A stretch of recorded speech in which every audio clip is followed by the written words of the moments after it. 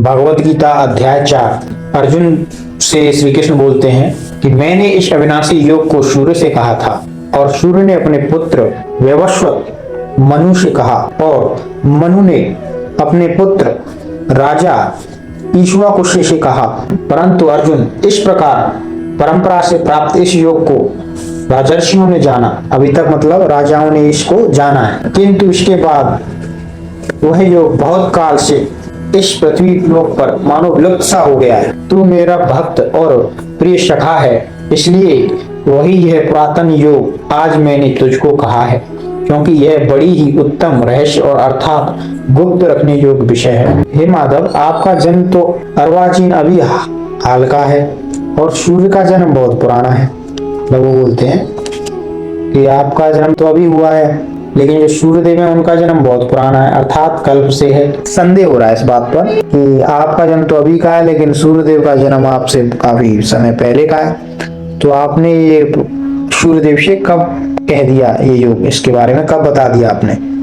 तो संदेह पैदा हो रहा है। तो श्री कृष्ण क्या बोलते हैं, हे अर्जुन, मेरे और तेरे बहुत सारे जन्म हो चुके हैं, लेकिन उन सारे जन्मों को तू नहीं जानता, किंतु मैं जानता हूँ कि मेरा केवल यही जन्म नहीं है, इससे पहले भी मेरे बहुत सारे जन्म हो चुके हैं जिन्हें मैं जानता हूँ। लेकिन जन्म तो तेरे भी हो चुके हैं, लेकिन तू नहीं जानता। मैं अजन्मा और अविनाशी स्वरूप हूँ, समस्त प्राणियों का ईश्वर होते हुए भी अपनी प्रकृति को अधीन करके अपनी योग माया से प्रकट होता हूँ। विस्तार पूर्वक कहते हैं, यदा यदा ही धर्मस्य ग्लानिर्भवति भारत अभ्युत्थानात् धर्मस्य तदात्मानं सृजाम्यहम्।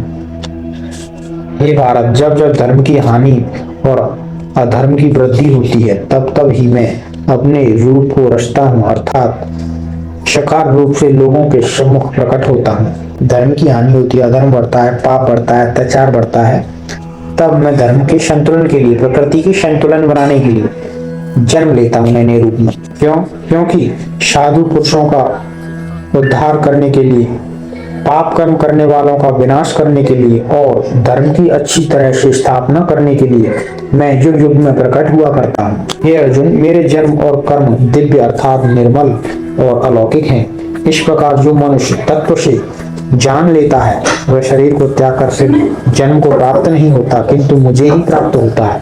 श्री कृष्ण ऐसे मनुष्य के बारे में बात कर रहे हैं जिसकी आसक्ति मतलब इच्छाएं नष्ट हो चुकी हैं और जिसके अंदर देह का घमंड नहीं है, शरीर का अभिमान नहीं है, जिसको ममता से जो रहित हो गया है, ज्ञान को प्राप्त करने की जिसमें एक जिज्ञासा रहती है। ऐसे व्यक्ति के संपूर्ण कर्म भली भांति विलीन हो जाते हैं। कैसे कर्मों की बात की जा रही है? बुरे कर्मों की। ऐसे व्यक्ति के जो संपूर्ण बुरे कर्म हैं, पाप हैं, वो नष्ट हो जाते हैं।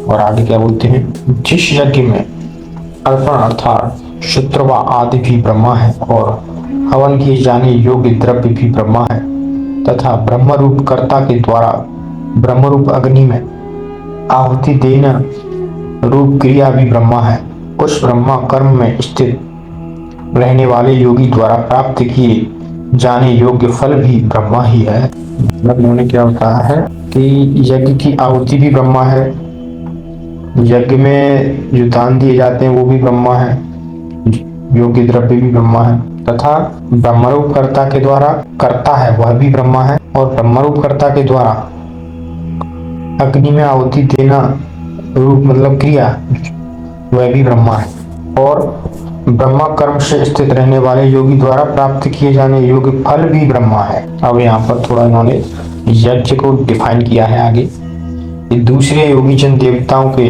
पूजन रूप यज्ञ का ही भली भांति अनुष्ठान किया करते हैं और अन्य योगी जन परम ब्रह्म परमात्मा अग्नि में अभेद दर्शन रूप यज्ञ के द्वारा आत्म रूप यज्ञ का हवन किया करते हैं। हर व्यक्ति का हवन करने का तरीका अलग है, लेकिन उसका उद्देश्य एक ही है।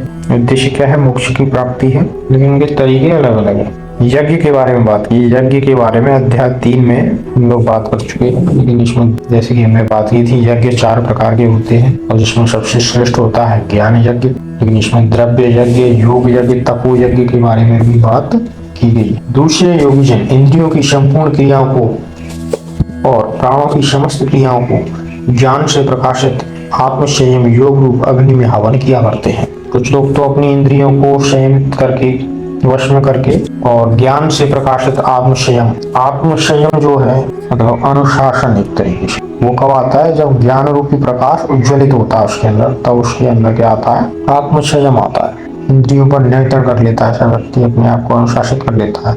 वह भी क्या है, एक यज्ञ है, मोक्ष प्राप्ति के लिए किया जाने वाला यज्ञ है। कई पुरुष द्रव्य संबंधी यज्ञ करने वाले हैं, तो कुछ लोग द्रव्य यज्ञ करते हैं, कुछ लोग तपो यज्ञ करते हैं, तपस्या यज्ञ करने वाले हैं, तथा दूसरे कितने ही योग युग यज्ञ करने वाले हैं, और कितने ही अहिंसा तीक्ष्ण व्रतों से युक्त यत्नशील पुरुष स्वाध्याय रूप ज्ञान यज्ञ करने वाले हैं। श्री कृष्ण ने सारे यज्ञों के बारे में बात की है, द्रव्य यज्ञ, तपो यज्ञ, योग यज्ञ और ज्ञान यज्ञ। अब आगे क्या बात की है कि दूसरे कितने ही योगी जन अपान वायु में प्राण वायु को हवन किया करते हैं, और अन्य योगी जन प्राण वायु में अपान वायु को हवन किया करते हैं, तथा कितने ही नियमित आहार करने वाले प्राणायाम परायण पुरुष प्राण और अपान की गति को रोककर योगों को प्राणों में ही हवन किया करते हैं। ये सभी साधक यज्ञों द्वारा पापों का नाश कर देने वाले और ज्ञान को जानने वाले हैं। तो इसमें योग यज्ञ के बारे में बात की गई है, जिसमें समाधि और योगाभ्यास के द्वारा मोक्ष की प्राप्ति की जाती है। इंसान अपनी समस्त इंद्रियों को वश में कर अपनी कुंडलिनी शक्ति को जागृत करता है। वो ऐसा क्यों कर पाता है, क्योंकि उस ज्ञान यज्ञ को जानता है। वह योग यज्ञ का उसे ज्ञान है, मतलब सांसों की जो आवागमन है उसे रोक कर प्राणायाम करते हैं। प्राणों का प्राणों में ही हवन किया जाता है, वो अपने यज्ञ के द्वारा अपने पापों को नष्ट कर देते हैं। अब आगे क्या बताया है, एक ऋषिश्रेष्ठ अर्जुन, यज्ञ से बचे हुए अमृत का अनुभव करने वाले योगी जन सनातन परम परमात्मा को प्राप्त होते हैं, और यज्ञ न करने वाले पुरुष के लिए तो यह मनुष्यलोक भी सुखदायक नहीं है, फिर परलोक कैसे सुखदायक हो सकता है। उन्होंने ये बताया कि चारों यज्ञों में से अगर कोई व्यक्ति कोई भी यज्ञ नहीं करता है, मोक्ष की प्राप्ति के लिए प्रयत्न नहीं किया जा रहा है मनुष्य के द्वारा, क्यों नहीं किया जा रहा है, क्योंकि उसे ज्ञान ही नहीं है, वो केवल अपने लिए लगा हुआ है। वो अपने उद्देश्य को भूल गया है कि मैं इस मृत्यु लोक पर, मनुष्य लोक पर मैंने जन्म क्यों लिया है, उसे यह ज्ञान ही नहीं है।